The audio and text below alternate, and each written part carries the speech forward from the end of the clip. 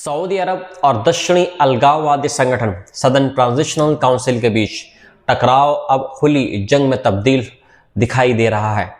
शुक्रवार को southern transitional council ने दावा किया कि सऊदी अरब ने दक्षिण पूर्वी यमन में उनके ठिकानों पर जबरदस्त हवाई हमले किए हैं, जिनमें कम से कम 7 लड़ाके ढेर हो गए और 20 से अधिक लोग इसमें घायल हो गए हैं।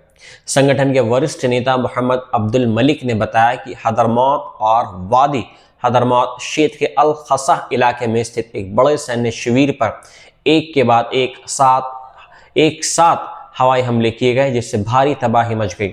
उन्होंने कहा कि यह शिविर हदरमौत का सबसे बड़ा सैन्य अड्डा माना जाता है और इस हमले ने पूरे इलाके को हिलाकर रख दिया है। इसी दौरान हदरमौत के शहर सैयून में स्थित हवाई अड्डे और एक सैन्य हवाई अड्डे पर भी हमले की खबरें सामने आई हैं, जिससे पूरे पूर्वी यमन में भय और अफरा तफरी का माहौल बन गया है। ये हमले ऐसे समय में हुए हैं जब सऊदी समर्थित बल दिसंबर में सदर्न ट्रांजिशनल काउंसिल द्वारा कब्जाए गए इलाकों को दोबारा अपने कब्जे में लेने के लिए अभियान चला रहे हैं। हदरमौत प्रांत के गवर्नर सालेम अल खानबाशी, जिन्होंने सऊदी अरब के समर्थन से शुक्रवार सुबह ये ऐलान किया था कि वे एक शांतिपूर्ण अभियान शुरू कर रहे हैं ताकि अलगाववादियों द्वारा कब्जाए गए सैन्य ठिकानों को वापस ले लिया जा सके। उन्होंने कहा था कि ये अभियान किसी राजनीतिक या सामाजिक समूह के खिलाफ नहीं होगा, बल्कि केवल सैन्य ठिकानों को व्यवस्थित और शांतिपूर्ण तरीके से सरकारी नियंत्रणों में सौंपने के लिए है। लेकिन कुछ ही घंटों के बाद हुए हवाई हमलों ने इन दावों पर बड़ा सवाल खड़ा कर दिया है। सदर्न ट्रांजिशनल काउंसिल के विदेश मामलों के विशेष प्रतिनिधि उम्र अल बिद ने सऊदी अरब पर तीखा आरोप लगाते हुए कहा कि रियाद ने अंतर्राष्ट्रीय समुदाय को जानबूझकर गुमराह किया है और शांति के नाम पर झूठा दावा किया है। उन्होंने कहा कि अगर ये अभियान शांतिपूर्ण था तो कुछ ही घंटों के बाद 7 हवाई हमले क्यों किए गए। उनके अनुसार सऊदी अरब एक तरफ तनाव कम करने की बात करता है और दूसरी तरफ उसकी कार्रवाई बिल्कुल उलट है। सऊदी अरब ने इन हवाई हमलों पर कोई आधिकारिक बयान जारी नहीं किया है। हालांकि सऊदी सैन्य सूत्रों ने हमले की पुष्टि करते हुए चेतावनी दी है कि जब तक सदर्न ट्रांजिशनल काउंसिल हदरमौत और अल महरा प्रांतों से पीछे नहीं हटती, तब तक सऊदी अरब नहीं रुकेगा। ये दिसंबर में अलगाववादियों के बड़े हमले के बाद पहली बार है जब सऊदी नेतृत्व वाले गठबंधन की कार्रवाई में मौतें दर्ज की गई हैं। यमन की अंतर्राष्ट्रीय स्तर पर मान्यता प्राप्त सरकार की प्रेसिडेंशियल लीडरशिप काउंसिल ने गवर्नर खानबाशी को पूर्वी यमन में कब्जाए गए इलाकों को वापस लेने के लिए पूर्ण सैन्य सुरक्षा और प्रशासनिक अधिकार दिए हैं और उन्हें होमलैंड शील्ड नामक बलों का सर्वोच्च कमांडर बनाया गया है। खानबाशी ने दोहराया कि युद्ध की घोषणा नहीं है, बल्कि अराजकता रोकने और सुरक्षा बनाए रखने के लिए एक एहतियाती कदम है। लेकिन सदर्न ट्रांजिशनल काउंसिल ने साफ शब्दों में कहा है कि वह इस संघर्ष को एक निर्णायक और अस्तित्व की लड़ाई मानता है।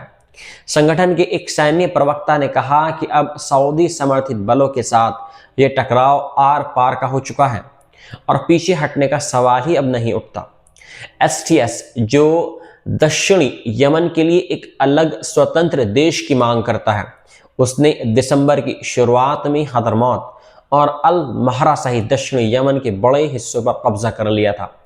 लंबे समय तक दक्षिणी यमन पर प्रेसिडेंशियल लीडरशिप काउंसिल का शासन रहा है, जिसमें स्वयं सदर्न ट्रांजिशनल काउंसिल भी इसमें शामिल है और जिसे शुरुआत में सऊदी अरब और संयुक्त अरब अमीरात दोनों का समर्थन प्राप्त था। लेकिन 8 सदस्य इस परिषद में अंदरूनी खींचतान और मतभेद लगातार बढ़ते गए और इसके आधे सदस्य अलगाववादियों के पक्ष में माने जाते हैं। और इसी बीच यमन में सऊदी अरब के राजदूत मोहम्मद अल जाबेर ने सीधे सदर्न ट्रांजिशनल काउंसिल के नेतृत्व पर आरोप लगाया कि उन्होंने अदन हवाई अड्डे पर सऊदी प्रतिनिधिमंडल को उतरने से रोक दिया। जाबिर ने कहा कि परिषद के उपाध्यक्ष और सदर्न ट्रांजिशनल काउंसिल के प्रमुख एदारूस अल जुबैदी ने खुद आदेश देकर हवाई यातायात बंद कराया ताकि तनाव कम करने के लिए आई सऊदी टीम लैंड न कर सके। उड़ान निगरानी प्रणाली के अनुसार 24 घंटे से अधिक समय तक अदन हवाई अड्डे से ना तो कोई किसी हवाई जहाज ने उड़ान भरी और ना ही कोई विमान उतरा। जाबेर ने यह भी आरोप लगाया कि जुबैदी ने परिषद की परवाह किए बिना एक तरफा फैसला लिया, जिसमें सबसे खतरनाक हदरमौत और अल महरा पर सैन्य हमला था। उनके मुताबिक इस आक्रमण के साथ सुरक्षा व्यवस्था बिगड़ी और आम लोगों में दहशत फैल गई। इस पूरे घटनाक्रम के बीच सऊदी अरब और संयुक्त अरब अमीरात के रिश्तों में भी गंभीर दरार खुलकर अब सामने आ गई है। इसी सप्ताह सऊदी अरब ने दक्षिण यमन के अल मुकल्ला बंदरगाह पर एक कथित अमीराती हथियारों की खेप पर बमबारी की और दावा किया कि यह सदर्न ट्रांजिशनल काउंसिल के लिए भेजी गई थी। इसके बाद सऊदी विदेश मंत्रालय ने संयुक्त अरब अमीरात की भूमिका की खुलकर आलोचना की और कहा कि अबू धाबी अलगाववादियों पर दबाव डालकर सऊदी सीमा के पास सैन्य गतिविधियां करवा रहा है। संयुक्त अरब अमीरात ने इन आरोपों को पूरी तरीके से गलत बताया, लेकिन कुछ ही घंटों के बाद यमन की परिषद के प्रमुख के अनुरोध पर अमीराती रक्षा मंत्रालय ने घोषणा की कि उसकी सेनाएं यमन से हट रही हैं। एक्सपर्ट्स के अनुसार संयुक्त अरब अमीरात की मौजूदगी पहले से ही सीमित थी, लेकिन यह फैसला राजनीतिक रूप से बेहद अहम माना जा रहा है। शुक्रवार को संयुक्त अरब अमीरात ने पुष्टि की कि उसकी आखिरी सैन्य टुकड़ी भी यमन छोड़ चुकी है और वे तनाव कम करने की नीति अपना रहा है। लेकिन उसी दिन सदर्न ट्रांजिशनल काउंसिल ने एक और बड़ा ऐलान कर दिया। संगठन ने कहा कि वे दक्षिण यमन की आज़ादी के लिए जनमत संग्रह कराएगा और उसके लिए 2 साल का एक टाइम लगेगा। संगठन के प्रमुख अदारूस अल जुबैदी ने राष्ट्र को संबोधित करते हुए कहा कि अगर संवाद नहीं हुआ, यह दक्षिण यमन पर दोबारा हमला हुआ, तो वे तुरंत स्वतंत्रता की घोषणा कर देंगे। उन्होंने चेतावनी दी कि वे संवैधानिक घोषणा तत्काल प्रभाव से लागू मानी जाएगी।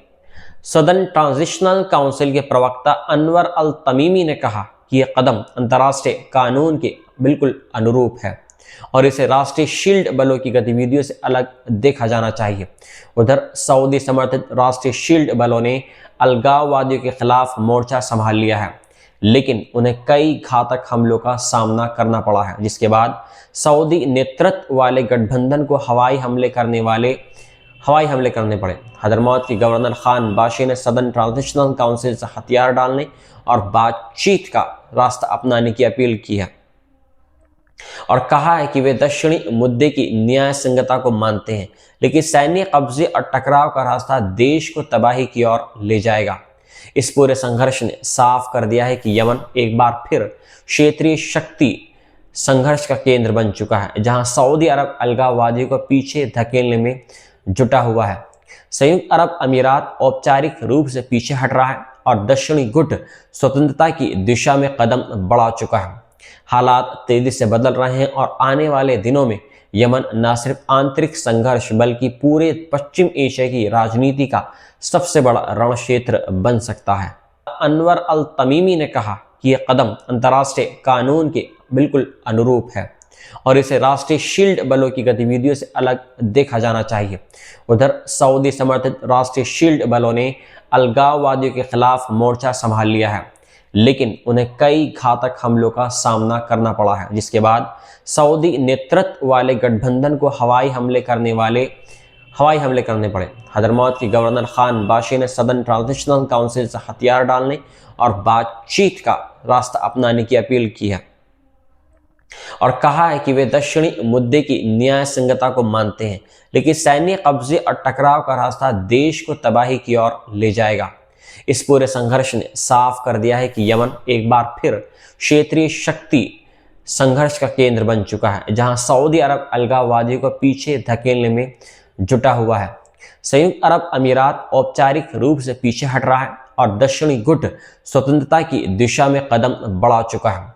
हालात तेजी से बदल रहे हैं और आने वाले दिनों में यमन न सिर्फ आंतरिक संघर्ष बल्कि पूरे पश्चिम एशिया की राजनीति का सबसे बड़ा रणक्षेत्र बन सकता है।